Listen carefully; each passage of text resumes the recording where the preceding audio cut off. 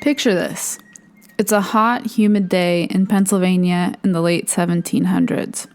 An often unspoken about battle from American history is about to take place. A battalion of around 600 American men march on a mansion owned by a wealthy elite tax collector, loyal to the government. This man knew they were coming, however, and had brought some backup with him. Prior to this, tax collectors in the area were tarred and feathered, beaten, and their homes and property destroyed. Anyone seemingly loyal to tax collectors were also targeted by the rebels. This group referenced the common phrase, "no taxation without representation."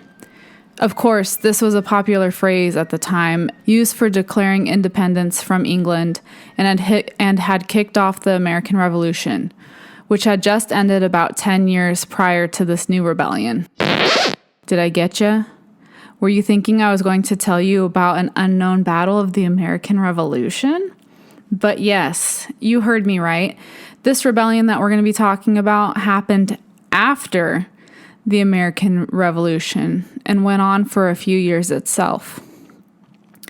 The rebellion is known as the Whiskey Rebellion and took place in western Pennsylvania, which at the time was known as the Western Frontier. It was a rebellion against the first federal tax imposed by the new U.S. government, and it was on hard liquor. So why haven't we heard about this rebellion? How did this new nation treat its veterans and poor working farmers? What visions for America did our founding fathers actually have? And how did all these questions tie into the Whiskey Rebellion itself? Well, we'll answer all of these questions and more on today's episode of Learning Out Loud. Hi, I'm your host, Katie, and this is a podcast where history isn't just about the past, it's the key to understanding today. Welcome to the last episode of our American Rebellion series.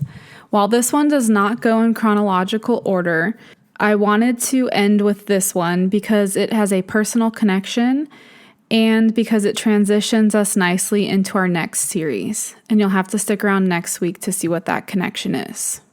So I'm really excited to share this episode with you because I stumbled upon this story by total accident while visiting family in the suburbs of Pittsburgh, Pennsylvania. And honestly, learning about this local history was where the idea for this podcast kind of started. We were looking for things to do around the area, and my brother found this cool whiskey distillery called Liberty Pole Spirits in the nearby county of Washington, Pennsylvania. It's a family-operated business, and they're super cool. They're even featured on an episode of Moonshiners on the Discovery Channel. And they make a whiskey that, in the same way that they made it in the 1700s, which I thought was pretty cool to try. And they have a new facility and tasting room that is built to look like a meeting room that the Whiskey Rebels would have met in. So if you're ever in the Pittsburgh area, I suggest stopping by Liberty Pole Distillery. Not a sponsor. But if you can't make it out there, you can also buy their whiskey online. For most of the U.S. states, there are a few exceptions. So check that out. I will link their website in the episode description. But the point of telling you about my family vacation was that while we were at the distillery, I noticed that behind the bar, they had a giant portrait of Alexander Hamilton hanging upside down. And I asked them what was going on with that. And that's when we learned that Washington, Pennsylvania was the home of the infamous Whiskey Rebellion. And it was Alexander Hamilton who had written the whiskey tax. So pour yourself a glass of whiskey and let me tell you what I learned about the Whiskey Rebellion while I was in Washington, Pennsylvania. You know that line in the Hamilton musical during the first cabinet debate, and Thomas Jefferson says, "When you try to tax our tea, we got frisky. Imagine what's going to happen when you try to tax our whiskey." Well, that was a little Easter egg or foreshadowing from Lin-Manuel Miranda, because Alexander Hamilton did enact a tax on whiskey, and the people certainly got more than a little frisky. They started an all-out rebellion, with many scared that it was actually going to start a second revolution. And I'm guessing that Lin-Manuel Miranda didn't want to include the Whiskey Rebellion into the musical because I think it would have made George Washington and Alexander Hamilton look a little too bad. But I'll let you be the judge of that as we move through the story. And yes, I will most likely be quoting from Hamilton a lot this episode. So you're welcome or sorry in advance for that. Take whichever one you need. And another note before we get into it, all the sources I used for this episode will be posted in the episode description if you want to check those out.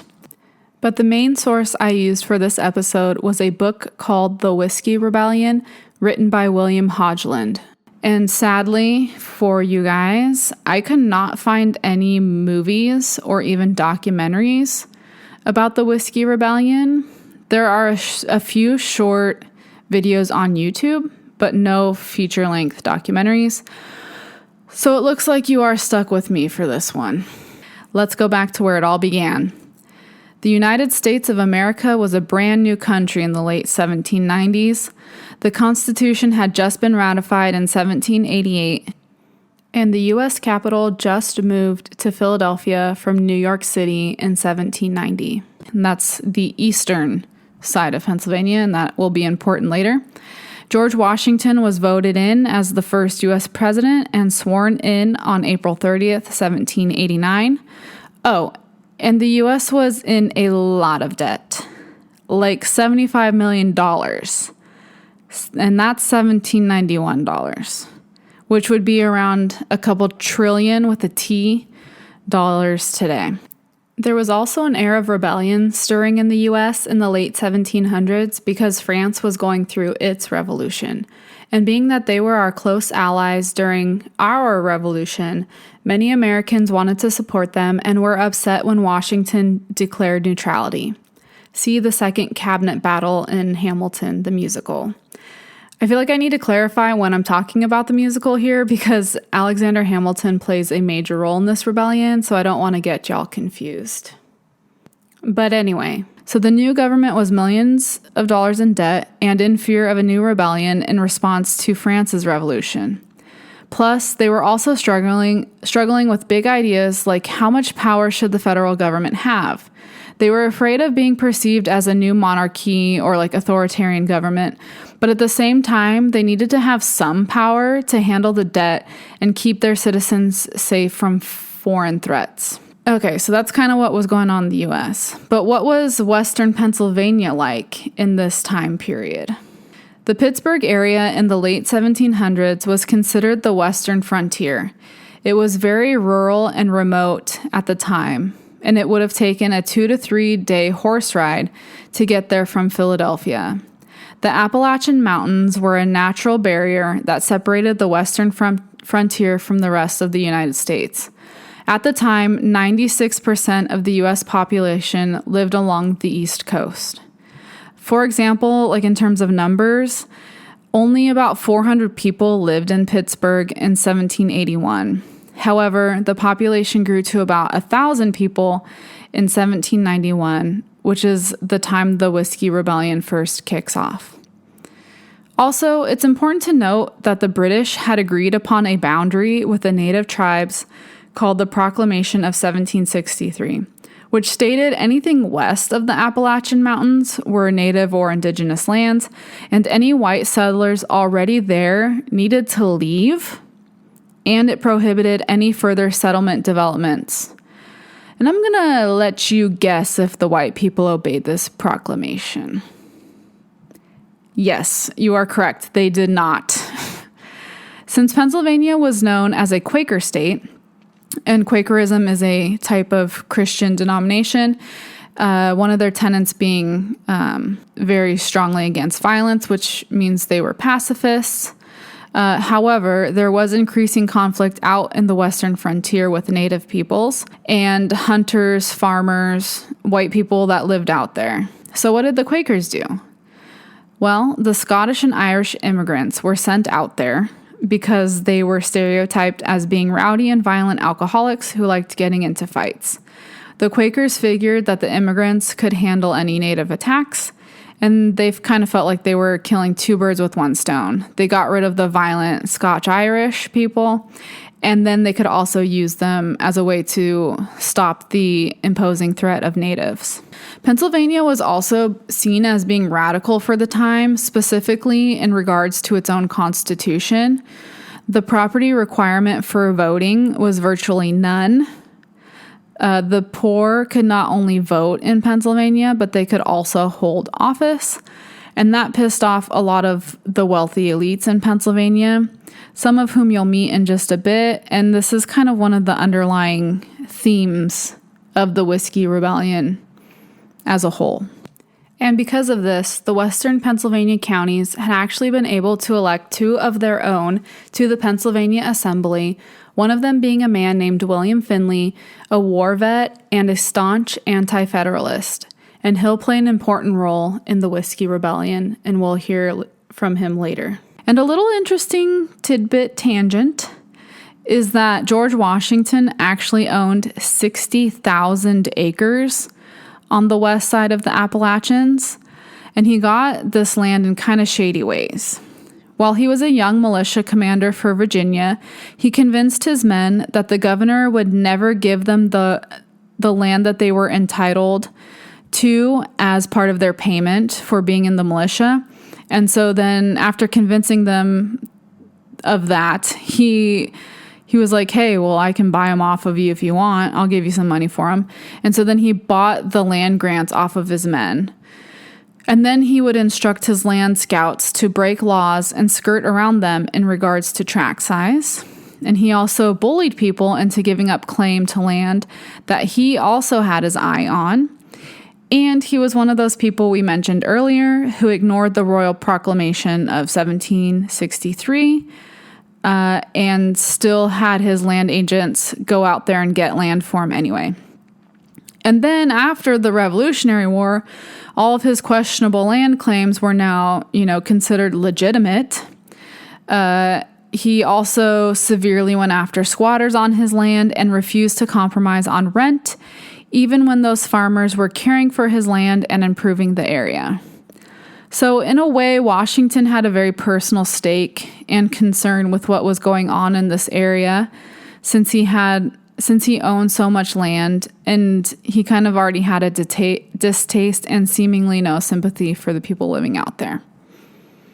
All right. So another important factor of the Whiskey Rebellion is some financial stuff. So we got to talk about it. As the Secretary of Treasury, it was Alexander Hamilton's job to figure out how to pay off the U.S.'s war debt. He was like, we have to handle our financial situation. Are we a nation of states? What's the state of our nation? He proposed the U.S. government assume all of the states' debts and go from there. And so how do we start to pay off all this debt? That's right, with taxes. Oh, the irony. That's kind of why we fought the American Revolution, Hamilton first tries implementing some land and import taxes, but the wealthy merchants were like, hey, don't do that. Don't tax us. And so Hamilton decided, you know what, you're right. You're so right, my dudes. And so he went after hard liquor. And so begins the beautiful American tradition of the wealthy getting away with not paying any taxes, and it all getting stuck with the poor people, the poor average American people. America started with a bunch of rich white dudes annoyed at having to pay some taxes to the king and somehow convinced everyone else about how unfair it was, but those same people were totally fine with turning around and taxing average Americans once they overthrew the monarchy. And we haven't looked back since. Woohoo! Now, before I tell you this next little part of the story, I need to introduce you to a new character. A man by the name of Robert Morris. He's known as the financier of the Revolution, a founding father, and somewhat of a mentor to Hamilton. Little fun fact about him, he's one of only 2 men to have signed the Declaration of Independence, the Articles of Confederation, and the U.S. Constitution. Although he abstained from all out declaring independence as a Pennsylvania delegate, he did oppose British taxes and what he deemed to be British aggression. He was a very wealthy and well-connected merchant trader even before the war began. And it was Morris whom Washington originally wanted to be the Secretary Treasury. But Morris convinced him to pick Hamilton. Okay, so now going back to the Revolutionary War times. Morris's plan was to exploit the potential of the war economy in hopes of turning America into a commercial empire and to make the merchant class fabulously rich. On behalf of the Congress, it was actually Morris who's the one to help make a deal with France for a large cash loan dedicated to paying bondholders their interests and bills of exchange, which was essentially as good as gold. And who bought these bonds, you may ask? Well, it was a small group, which were mainly Robert Morris's partners, associates, clients, who all had gotten the inside scoop from Morris that these bonds would be super reliable. And the craziest part of this whole scheme was that the Continental Congress was allowing Morris and his friends to buy these bonds using the Continental paper currency. And why was this such a big deal? Well, because that currency had already depreciated like crazy, but Congress was accepting this paper money at face value. Okay, so like I said, we're not going to get too in the weeds, but I'll just give you an example. So $1,000 in Continental paper money was actually only worth about $200 in trade. So what Morris and his homies did is that they would buy a legitimate $1,000 bond from that French loan agreement, but they'd only have to spend essentially $200 on it. And then this bond grew 6% interest. Does that make sense? Hopefully it does. They were using the devalued paper money to buy the legit money. So they were, essentially already making $800 off of it. And then the bond was accruing interest during the war. And this is how the founding $2.5 million of what became the domestic war debt of the United States came to be held by a network dominated by the man whose cronies called Bob Morris. This and similar feats would give Bob Morris's place in history as the financier of the Revolution, and he also became the richest American merchant. While in Congress, Morris used public funds for dozens of personal speculations and awarded his own and his partners' firms and middlemen millions of dollars in congressional contracts, commissions, and just outright disbursements. Morris and the American Revolution financed each other. And when the Continental Congress found out about all his shady dealings, they were kind of stuck because they really needed him and his money. So instead of throwing him in jail, they were like, you know what? Why don't you be the superintendent of finance? And this position held all of the real power in Congress as well as all of the power in the Continental Army. So Morris was doing pretty good for himself. And the other important thing about Morris is that he believed the war effort's main focus and purpose should be paying interest to the bond-holding class. With the active government having very little cash, this forced choices between paying soldiers or paying the creditors. And to Morris, the creditors came first.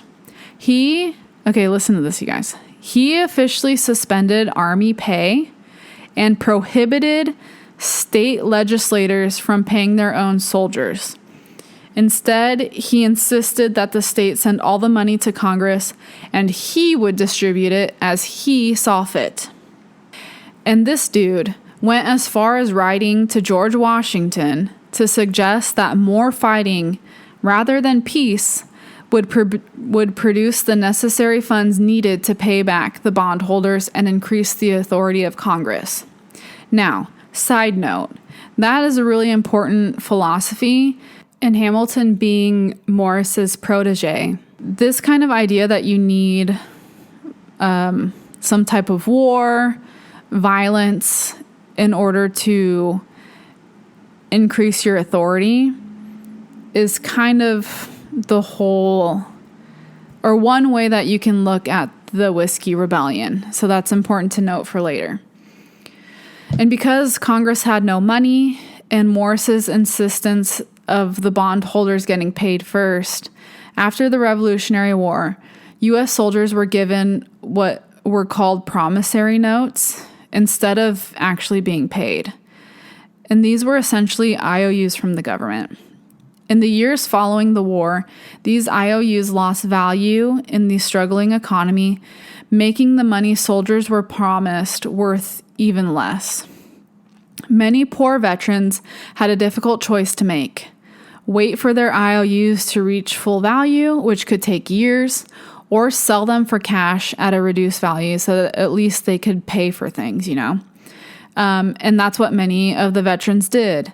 They chose to sell their IOUs so that they could, literally stay alive, buy food, clothing, rent, but it was hardly enough to keep them afloat. Oh, and then you're probably wondering, who bought those IOUs? Well, that is also Morris and the creditor bondholding class. They were the ones that could afford to hold on to these IOUs and let them mature and reach their full value. Another quick side story to point out that soldiers were pissed about not getting paid, and I mean rightfully so.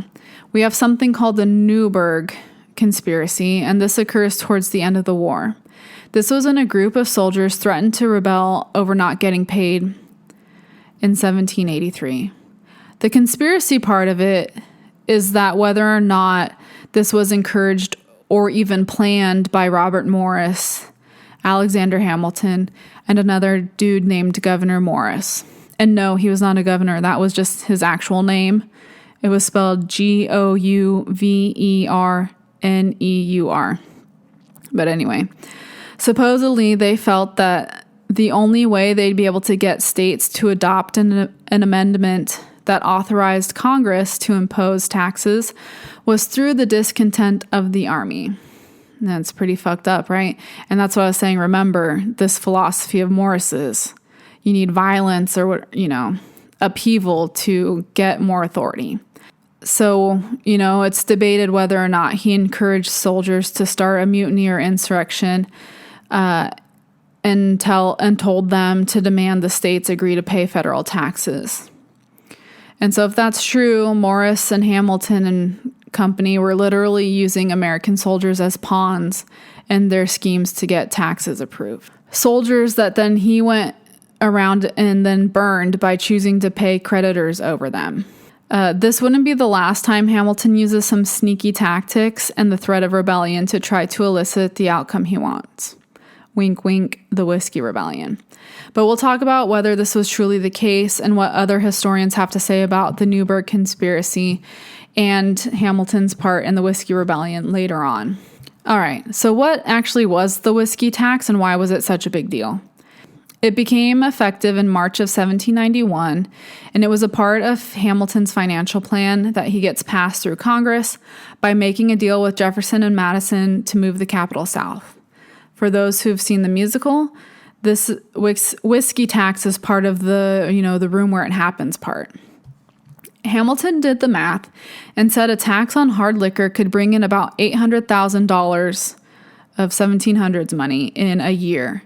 Him and his supporters, who'd later become known as the Federalist Party, could also claim moral high ground since drinking sometimes led to rowdy or inappropriate behavior, and he claimed that whiskey was not considered a, quote, necessity, end quote. Because there was an article that I was reading that said that Hamilton's doctor had also told him to cut back on his alcohol consumption. So they were kind of like, I wonder if any of this had to do with Hamilton being salty about he couldn't drink a lot. Which also, the prescription was to limit himself to only 3 glasses of wine a day. So that really speaks to how much alcohol people were drinking back then. But anyway, I just thought that was kind of a funny side note. The tax was on the manufacturers of the whiskey, and there were two options for taxation. One was you could pay a flat fee, or two, you could get charged per gallon, and then the price went down the larger your distilling operation was. And this being Hamilton, everything about this law was written out to the smallest detail. He spent time learning all about how the distilling process worked, and he came up with the dollar amount for the tax by doing his own calculations, by figuring out what a still of a certain size could produce in one growing season of grains and all this stuff. And like Jefferson said, his financial plan was too many damn pages to understand. And he was right. Hamilton was banking on Congress not knowing the specifics of whiskey distilling. Hogeland writes, quote, "The tax rate just redistributed wealth by working itself deeply into rural people's peculiar economic relationship with the whiskey. Many of Hamilton's congressional opponents wouldn't have understood that relationship, but Hamilton did," end quote. The tax would help Hamilton shape the U.S. into the industrial powerhouse that he and Morris thought it should be. And this was by taking away the average person's ability to be their own boss, essentially, owning their own farms and distilleries. With high taxes and forcing rural people to use paper money to pay them, this essentially forced these people to sell their homes to rich landowners, and then they would have to work the same land that they had once owned for that new landowner. There were also fines baked into the law, and they were extremely high as well. Not registering a still, which is how you would make your whiskey, was punishable by a cash fine set first at $150, and then it would increase to $250.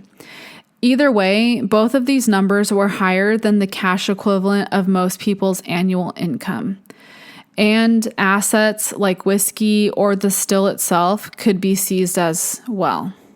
But why was the whiskey tax such a big deal to people specifically out in the rural western Pennsylvania area? So at the time, the average American drank 6 gallons of alcohol a year, and most of that was hard liquor. As a comparison, today, we only drink about 2 gallons on average per year. And it was actually safer to drink alcohol than water in those days. They didn't really know why water often made them sick. They just knew to avoid it and stuck to drinking alcohol. And that was, either the hard liquor or beer. They even made a kid version of ale, which was a lower alcohol content. And just for reference, the germ theory didn't come about until 1861. And that can be its own episode, but can you imagine how scary that would be to not know why your drinking water was dangerous? Anyways, most people living out in the western frontier were farmers, and they barely made ends meet. They mostly lived on a bartering system, and they had very little need for paper currency. And one of the most popular bartering items was whiskey. For one, it was easier to travel with, and it didn't spoil like grains did. So if you were going to make the long trek to Philadelphia to sell your goods, it was a lot easier to sell whiskey than any of your produce.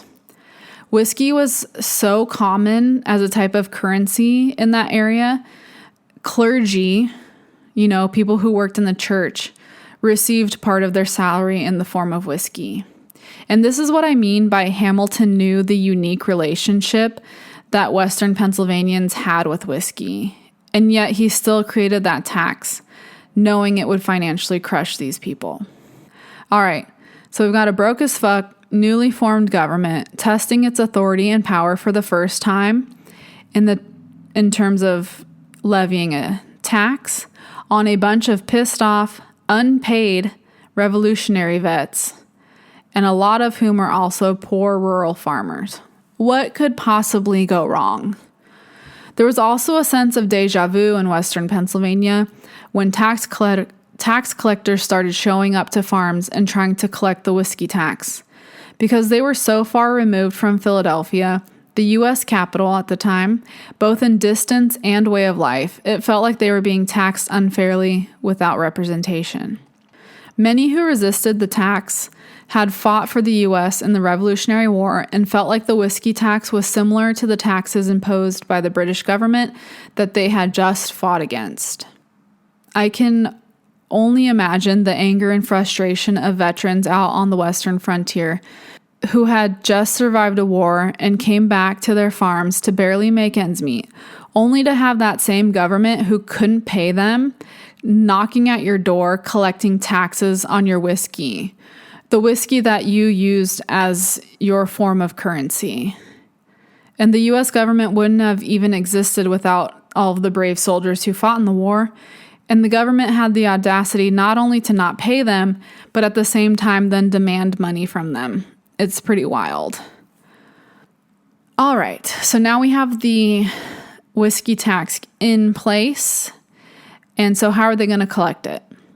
Well, in the Western Pennsylvania area, a man by the name of John Neville was placed in charge, the title being Inspector of Revenue. He was both a French Indian War and Revolutionary War veteran. He was also a wealthy landowner and land speculator. All right. So in the fall of 1791, the same year that the whiskey tax first takes effect, gangs in the western frontier began attacking tax collectors who were attempting to collect the whiskey tax.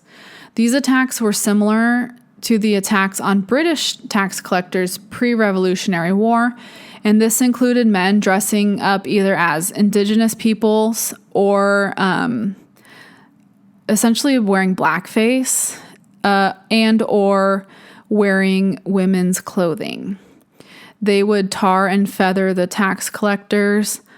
They would also, beat them, tie them to trees out in the middle of the forest, and then leave them there.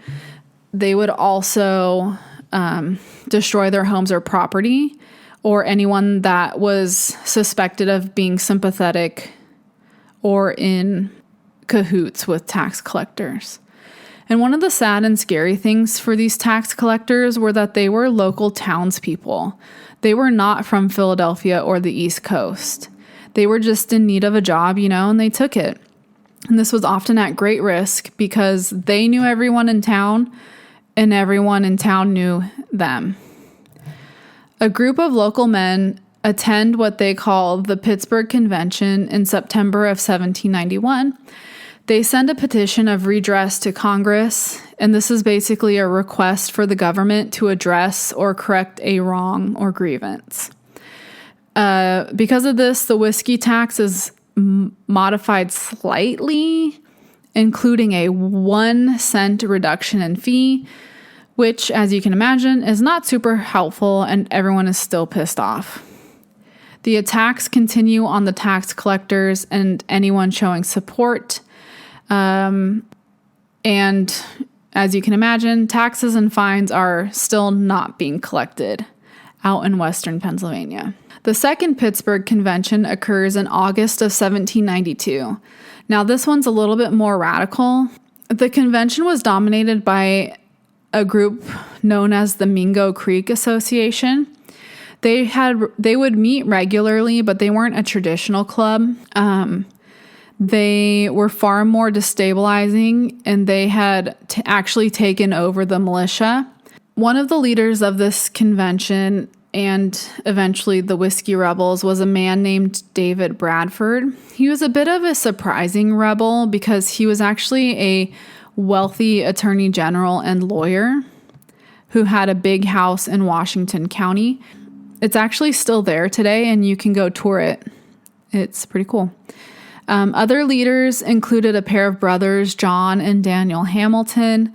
John was the more prominent, successful brother, and Daniel was a disgruntled war vet who had lost all 240 acres of his land after the war. He was also one of the soldiers who wasn't paid, and he ended up losing everything. A moderate leader of the movement was a man named Albert Gallatin. He was in the U.S. Senate and a big opponent of Hamilton and his economic policies, but he was kicked out of the Senate shortly after due to citizenship requirements, and I'm going to go out on a limb and say that was probably orchestrated by Hamilton. So after that, he decides to help the Whiskey Rebels. He goes on to later win a seat on the House of Reps after the Whiskey Rebellion. Another moderate and interesting character was Henry Hughes Brackenridge, who served as a chaplain in Washington's army during the war and then went on to get his law degree afterwards.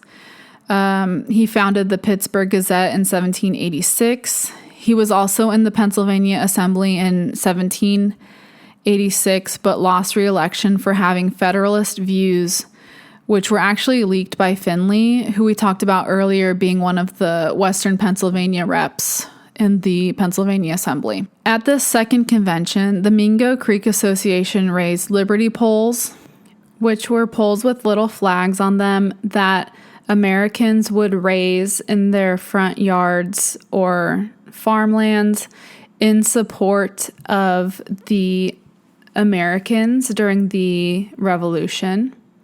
And this is also where the distillery that I was talking about in the introduction gets its name. So they started putting those back up. They formed committees of correspondence, took over local militias, like we said, and created their own extra legal court, which means that's just a court not sanctioned by the law. So then we find ourselves in September of 1792. Washington, aka Hamilton, wrote and published a proclamation denouncing the resistance, but this didn't really matter, and tax collectors were still being targeted all the way throughout 1793 and into 1794. In the summer of 1794, Hamilton tries to egg on the rebels by sending a federal marshal to Western Pennsylvania to serve summonses for distillers who still haven't paid the tax. These summonses required them to show up to court in August in Philadelphia when the courts were closed. So it was clear that these summonses weren't legit. They were written simply to elicit a violent response from the locals. Hamilton was banking, pun intended, on a violent response. And because Congress was in recess, Washington would be empowered by the new militia law to call out the largest possible force on his own discretion. And just as a further point to prove how fucked up and premeditated this all was on Hamilton's part, members of Congress were actually discussing amending the rules for the whiskey tax because forcing non-compliant distillers to travel all the way to Philadelphia was already kind of like a punishment in itself and seemed unfair. The new proposed law allowed for local court sessions to deal with any distillery whiskey issues. It passed and would be signed into law on June 7th. The U.S. Attorney Rawle, a homie of Hamilton's, rushed to put the Western Pennsylvania distillers' warrants in on the May 31st docket so that these warrants would be served under the old law and would impose the travel requirement. And Hogeland writes, quote, "This masterstroke contrived to deliver the sting that the people considered the nastiest," end quote. So, again, Hamilton's trying to elicit the most violent response from these people, and Congress is trying to, this is how it's supposed to work. People voice a complaint. Congress is like, hey, you're right. Let's change the law. And then Hamilton's like, no, don't change the law because I actually want the average citizens to be pissed off and try to fight the government.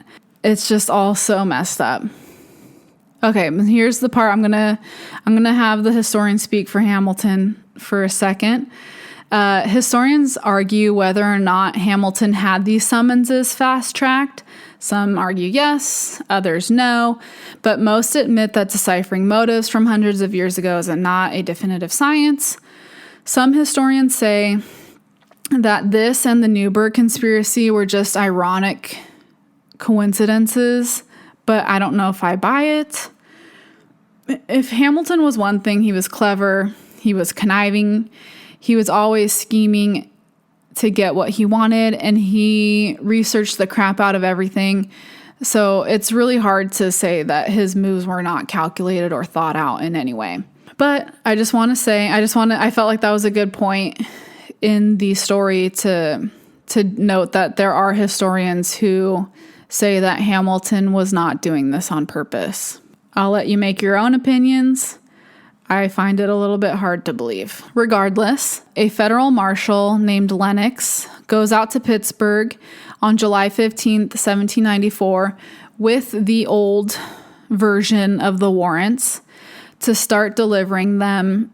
And then General Neville, the tax collector dude, goes with him. People were obviously not happy to see them showing up. And so the next day, around 30 Mingo Creek Association militia surround Neville's mansion up on Bower Hill. They think that the federal marshal is there with him, and they demand Neville turn him over to them. But he really wasn't there. Neville responds by firing a shot at the rebels and kills a man named Oliver Miller. A shootout ensues, but Neville had fortified his home prior. He must have gotten wind that, they were coming. And he had actually ordered his slaves beforehand as well to help defend the property. The militia couldn't do anything more, so they retreat back down the hill and wait for backup. That backup comes the next day with an additional 600 men led by Revolutionary War veteran James McFarland. But Neville also got some backup in the order of 10 U.S. Army soldiers from Pittsburgh, led by Major Kirkpatrick, who also happened to be Neville's brother-in-law. Kirkpatrick orders Neville to go hide in a nearby ravine, which I think is kind of silly because 600 versus 10. I feel like you kind of want to get all the help you can get. And Neville successfully defended his home the day before. So I don't know. Neville goes and hides in the river. They try to negotiate, but that doesn't go anywhere. So they let the women and children of the house leave. And then, they basically start up the shooting again. It's unclear what happens next, but some say there was a white flag waving in the house or that McFarland began calling for a ceasefire. Either way, McFarland thought the shooting was over, and he steps out into the open to start negotiating again and was fatally shot. And this obviously pisses off the rebels, and they start setting everything on fire. Kirkpatrick then surrenders, and the rebels send the U.S. soldiers away. I'm not sure if they were acting on an official capacity, so they could have maybe gotten in trouble. I'm not really sure. But they also take the federal marshal and Neville's son as prisoners, but they later escape. Those two had been trying to get to the house, but the fighting had already started, and they walked right into the rebels' camp. McFarland was given a hero's funeral on the 18th, and his death fueled the rebels, who seemed now unstoppable. And then Bradford's like, you know what, fuck this, we ball, and calls on all the local militias to meet up at Braddock's Field, which is about, 7 to 8 miles east of Pittsburgh, and he wants to march on the city. And so this is crazy. 7,000 men show up to that Braddock's Field on August 1st. And this is kind of, it seems like things are going to get out of control. Most of the people who show up are poor, landless men who didn't even own stills. And this had stopped becoming, specifically about the whiskey tax, and was now a more general movement to air out economic grievances. Some of them were calling Pittsburgh the new Sodom, and they wanted to raid the city and then burn it down. Others wanted to attack the fort. There was even talks of joining Britain or Spain. Remember, at the time, the surrounding area of what is now the U.S. is actually controlled by a mix of indigenous groups, Spain, and England. And also, it wasn't just this area that was rebelling. You also had similar, yet smaller rebellions in West Virginia, Kentucky, and Ohio. So this was a considerable area and threat to the newly formed United States to be having such a large group of their own citizens contemplating joining the enemy who was right next door. But the people of Pittsburgh see all these dudes lining up in the field and they're like, what the fuck, yins, guys? They try to appease the crowd by kicking out a handful of the men that Bradford had deemed loyal to the tax collectors or the federal government. They also sent a delegation to Braddock's Field to show their support. They were like, hey, please don't burn our city down. We're totally with you, you guys. They were like, good job, Kylie. You're doing amazing, sweetie. Or, something like that. The Pittsburghers also offered the men barrels of whiskey, which I feel like could have been like a little passive aggressive or seemed insulting, but it was free alcohol at the end of the day, and they accepted. After this show of appeasement, Brackenridge, one of the moderates, was able to convince the crowd. You're like, hey, let's not get crazy, you guys. How about we just march through the city, and then we just go home. And he was actually able to convince them of this, and that's all they did. They marched through the city. They're like, yeah, we're so cool and tough and strong. And then they go home. A couple people do end up burning down Major Kirkpatrick's barns, but that's the only damage done to the city. On August 14th, 1794, 226 rebels from the 6 counties held a convention at Parkinson's Ferry, which is now known as Whiskey Point. Here they considered several resolutions and also appointed a committee to meet with the peace commissioners that Washington was sending to the area. Meanwhile, Washington was also meeting with his cabinet because he knew that the peace talks were likely not going to work. And Hamilton was right, because Congress was in recess. The Militia Act gave Washington the power to use whatever type of force he thought necessary. All he needed was a certification of one Supreme Court justice that law enforcement had truly failed in Western Pennsylvania. And Hamilton was like, say less, fam, I know just the guy. A Supreme Court justice by the name James Wilson, a fellow nationalist from the Confederation Congress and an old ally of good old Bob Morris when they were both in the Pennsylvania Assembly together.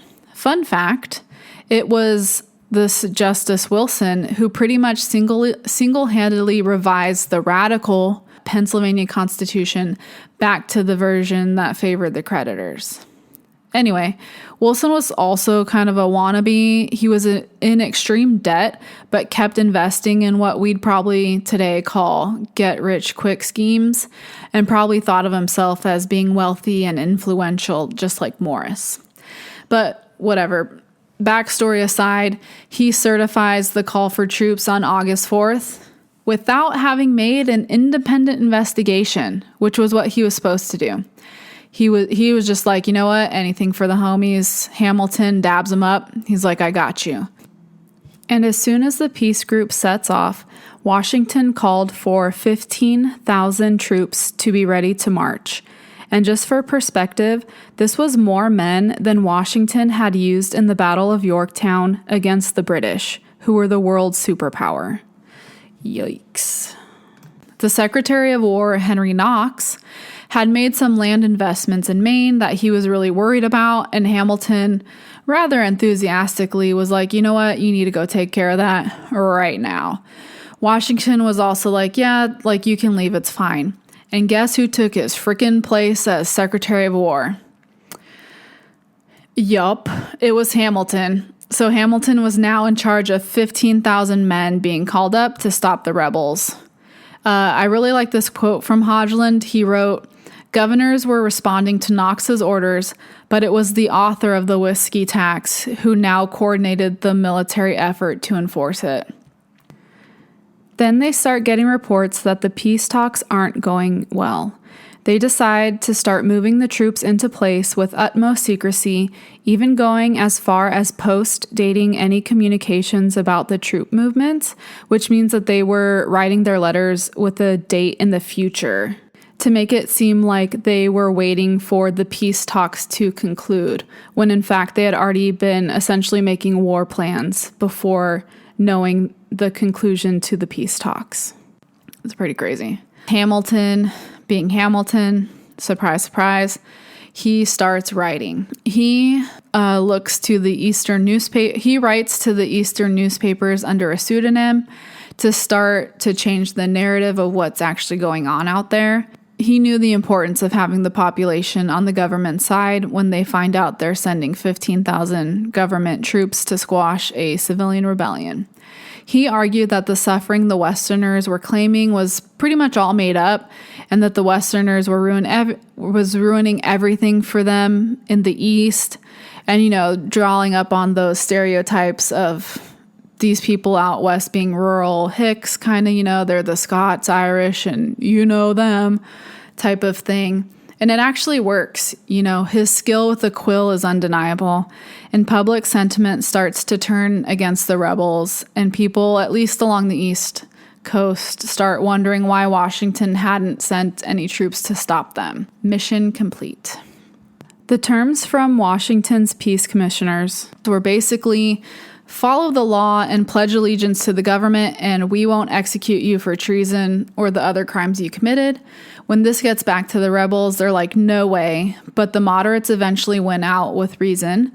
They all pretty much saw the writing on the wall, and had been threatened by the peace commissioners with the threat of the 15,000 troops. Except for Bradford, he was really trying to rally the rebels to fight against the troops, but the response was no thank you, and so he took off. The official pledging to the government took place in early September, with many of the rebels taking the pledge. Even some of the most radical of the rebels took the pledge. However, there were still threats from more radicals, and those who took the pledge were still fearful of retribution. Although the peace commissioners had pages and pages of pledges and no records of anyone pledging in the negative, they still claimed that they had on good authority that some towns still had a majority of resistance and that federal troops should be used. 2 weeks later, we find Washington and the troops in a town called Carlisle, which is just east of the mountains separating them from western Pennsylvania. The Parkinson's Ferry Committee sends another letter to them, this time with more resounding submission, but it falls on deaf ears. It's we already bought the tickets sort of thing. Hamilton's army consisted of coastal elites of the creditor class as the officers, and just like we saw in the Manhattan draft riots, the common soldiers were poor, landless men or recent immigrants who had been paid to substitute for middle-class men who could afford it. And this is ironically sad, since this is the same type of people that they'd be fighting on the rebel side. There was also a lot of desertion as they marched their way across Pennsylvania, which made Washington and Hamilton look bad because this was supposed to be a very patriotic thing. The soldiers were also very undisciplined, and most seemed to be there only to plunder and raid towns as they got into western Pennsylvania. They would get drunk and go into people's homes and destroy things and steal. While in Carlisle, 2 civilians were actually killed by Washington soldiers, and one of them murdered was a young boy with disabilities. Both soldiers responsible were acquitted in civilian courts. William Finley goes to meet with Washington before Washington arrives in western Pennsylvania, and to tell him that the rebellion really has died down and the threat of troops has everyone out west acting right. But when he gets there, he was shocked to see what was going on and thought if things were this bad here, all hell will break loose once these soldiers got to the Forks. Now, the Forks is another name for western Pennsylvania because this is where 3 rivers converge. He felt like even the rebels had shown more control and discipline than these soldiers. At least Washington believed Finley when Finley was telling him, like, hey man, look, the rebellion's pretty much over. The radicals skipped town. No one's looking for a fight there anymore. But Washington was like, I understand, but it's a little too late. Too much has been spent already to just turn around. And Washington was also saying that some sort of atonement needed to be paid by the region. He assured Finley that those who signed the amnesty pledge in September would be spared. Hamilton was a little more skeptical of Finley, who he had placed on top of his rebels list, because he kind of had beef with Finley, who was a congressman and had been a staunch opponent of Hamilton and his whiskey tax from the jump. With the news that there'd likely not be any fighting, just setting up court to try the rebels, Washington considered leaving to go back to Philly since Congress's new session was about to begin. And this terrified Finley because he felt that Hamilton wanted to quell the rebellion regardless with brutal force, and he knew the soldiers would be down for it. Finley felt that Washington was the only one who could actually keep the peace at the Forks and begged Washington to continue on with the troops. But Washington was like, nah, I'm leaving, peace out, and left everything to Hamilton. Hamilton and the troops, along with a judge and an attorney general, set up shop in the Forks. The moderate locals who were trying to help them told them that about 2,000 rebels had already fled, including Bradford and the other high-level rebels. But Hamilton was like, no biggie, we're out here under warlike conditions, so we don't really need to have to follow the laws. We can arrest whoever we want. And what followed was called the Dreadful Night in local lore. On November 13th, Hamilton and company basically made up reasons for any adult male to be arrested. They waited until the middle of the night to arrest them without warrants or charges. One of the reasons they listed for being arrested was simply failing to stop any rebellious activity, which pretty much could apply to anyone since rebellious activity had actually occurred in the area. Discretion for arrests was given to each general, who then passed that down to his soldiers, and that was basically Finley's worst nightmare come true. All of these soldiers had weeks of pent-up energy and had just crossed the mountains in terrible winter conditions with barely any rations.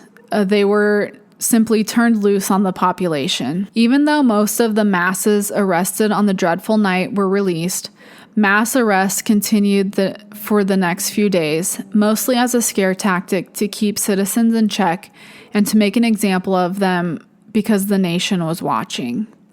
Hamilton made clear to the judge that he had to hand over a list of rebels to take back to Philly for a trial, but there were so many people being arrested, it was hard for the judge to review everything, and most cases had little to no evidence. He was facing pressure from Hamilton and officers who would accost him every time he let a prisoner go. So the judge made his list despite noting the lack of evidence. In total, about 20 men were marched to Philadelphia in the dead of winter. Miraculously, they all survived crossing the mountains and walking basically across the length of Pennsylvania in freezing temperatures. On Christmas Day, the prisoners were paraded down the streets of Philadelphia, with crowds reaching about 20,000 people. These men waited months in jail or boarding houses if they could afford bail. The trials didn't even start until May of 1795, about 5 months after being arrested. In the end, only about 12 actually faced trials, and of that, 2 were found guilty of treason. And all of these men were low on the rebel hierarchy, and Hamilton was never able to actually capture any of the leaders. Washington ended up granting immunity to the 2 men who were found guilty, one of which was said to have been simple-minded. In the end, it wasn't until 1796 that the last of the arrested men were released. Breckinridge was the only high-level guy that was in danger of being tried and executed, and he refused to run away. The Nevilles were hell-bent on getting him arrested. They brought Hamilton a letter written by Breckinridge to Bradford that they claimed was the smoking gun, only for someone to point out that the letter was actually written to the Attorney General, who was also named Bradford, not the leaders of the rebels, Bradford. By claiming this letter was conspiratorial in nature, put Hamilton's whole plan at risk because the Nevilles were now saying that the Attorney General was plotting with the rebels. and this pissed Hamilton off. He felt like he and the 15,000 troops were dragged out to western Pennsylvania for a local town squabble. Breckinridge was free to go and was never brought to trial for his involvement in the Whiskey Rebellion. Even though none of the rebel leaders were tried or executed and the trials essentially flopped, Hamilton's overall plan succeeded. He crushed the spirits of the West and showed that the federal government isn't going to mess around with any perceived dissidents. About 1,500 troops remained in the Forks area to keep things in order. Neville and his family resumed its business, and the tax collectors went back to work. Ironically, the whiskey tax remained hard to collect out in the Forks. They went from outward disruption and rebellion and instead turned to more sneaky and under-the-radar ways to avoid the tax. This mostly came in the form of smuggling and moonshining. And in 1801, one of the first things that newly sworn-in President Thomas Jefferson did is to repeal the whiskey tax. In an ironic twist of fate, Andrew Gallatin was Jefferson's Treasury Secretary, and he ends up being the longest serving Treasury Secretary. Gallatin also founds NYU. And that pretty much wraps up the Whiskey Rebellion. Just wanted to talk very briefly about the ramifications of the Whiskey Rebellion. The biggest ramification was the establishment of federal authority and power, and its right to levy taxes and suppress rebellions with force. It also made the opposition party, the Republicans, more prominent, and they became more popular after the Whiskey Rebellion because a lot of people did not like how Washington and his administration responded. This eventually leads to the two-party system that we still have today, although party ideologies have kind of switched back and forth throughout the decades. The Whiskey Rebellion was not the last rebellion related to taxes, however, and just a few years later, in 1798, a man named John Fries leads a rebellion in eastern Pennsylvania over a federal property tax. Now, before we conclude, I wanted to follow up on some of the key figures of the Whiskey Rebellion.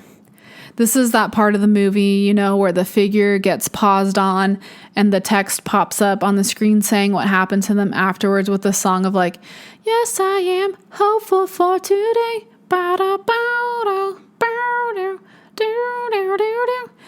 Playing in the background. You know what song I'm talking about. George Washington steps down as president on March 4th, 1797, creating a precedent of 2 terms until FDR, who serves 4. And then the people were like, hey, let's maybe leave it at 2. And so 2 terms becomes a constitutional amendment. The value of Washington's Western properties actually increases by 50% after the British and Indian power in that area was defeated. And you want to know what I think to be one of the more ironic parts of this whole story? By 1799, a few years after the Whiskey Rebellion, George Washington had become one of the largest whiskey producers in the U.S., making almost 11,000 gallons a year. The guy who literally led a 15,000 army to get poor farmers, also a lot of them Revolutionary War vets, to pay taxes on the whiskey they made, mostly just to survive, ends up owning the largest whiskey distillery in the United States. A distillery that was ran by enslaved people, mind you, so he didn't have to pay for any labor costs. However, according to his estate's website, he did pay the whiskey tax. David Bradford, the rebel leader, never comes back to Pennsylvania and lives the rest of his life on a plantation in Louisiana, even though he ends up being pardoned by President John Adams. Robert Morris later gets caught up in the Panic of 1796 to 97, and this was like a financial panic. He was cast into debtor's prison after he speculated on millions of acres of land and could not pay taxes or interest on his leveraged loans. How ironic. How the turntables. The financial wizard of the revolution was cast into debtor's prison for 3 years until Congress essentially passed a special bankruptcy law in 1800 to free him. And what I'd like to deem as karma comes for us all, Robert Morris dies in poverty and relative obscurity in the early 1800s. Finley continued to serve in the House of Representatives until 1817. Breckinridge spent the rest of his life trying to clear his name from being a rebel, and surprisingly didn't do a good job of that because he takes a job with the tax inspector Neville that helps prosecute local distillers. Neville figured that it would help to have a former rebel on the payroll. Breckinridge ends up as a Pennsylvania Supreme Court justice and later dies in office. As we probably all know by now, Hamilton was killed in a duel in 1804, but before that, he resigns as Treasury Secretary shortly after the Whiskey Rebellion wraps up and goes back to his private, legal, and other business ventures and helps lead the abolition movement to stop the transatlantic slave trade. Although he is called back to public service as a major general by President John Adams, because there's a brief period where everyone thinks that we're going to war with France. Spoiler alert, we don't. So in conclusion, what was the American Revolution even for? That question had haunted the hills of western Pennsylvania, where poor farmers, many of them unpaid Revolutionary War veterans, stood their ground against a government that looked a lot like the one they thought they'd overthrown. They'd fought for liberty, risked everything to escape the grip of a distant elite. And yet, just a few years later, it was their own government imposing unfair taxes, siding with wealthy creditors, and demanding money from men it had refused to pay. The Whiskey Rebellion wasn't just about whiskey. It was a reckoning, a moment when the people asked whether this new nation would live up to its promises, or if power and privilege would simply change hands while the poor kept paying the price. That struggle between rich and poor, between those who make the rules and those forced to live under them, it started at our founding, and it's still with us. The rebels may have been silenced, but they weren't wrong. They were asking a question we should still be asking today. Who is this country really for? And maybe that's the lesson. We're not meant to take life, liberty, and the pursuit of happiness as guarantees, but as goals. Aspirations we keep reaching for, generation after generation. The story of America isn't a finished one. It's messy, complicated, often unjust, but it's also full of people who dared to demand more. From the coal miners at Mingo Creek to the veterans of the Whiskey Rebellion, from enslaved people seeking freedom to laborers striking for fair wages, rebellion has always been a part of how we push this country forward. Time and again, it's been the spark that forces those in power to listen, to reckon, and sometimes, finally, to change. So maybe rebellion is more than just resistance. It's a kind of belief that things can be better, that the promises written into our founding documents weren't meant to sit behind glass, but to be lived and made real by every generation. The revolution wasn't the end of the story, it was just the first draft. And it's on all of us to keep editing towards something better. Thank you for listening. That concludes our American Rebellion series. I hope you enjoyed it and learned something new. Stay tuned next week for our new series. I'll see you then. Bye.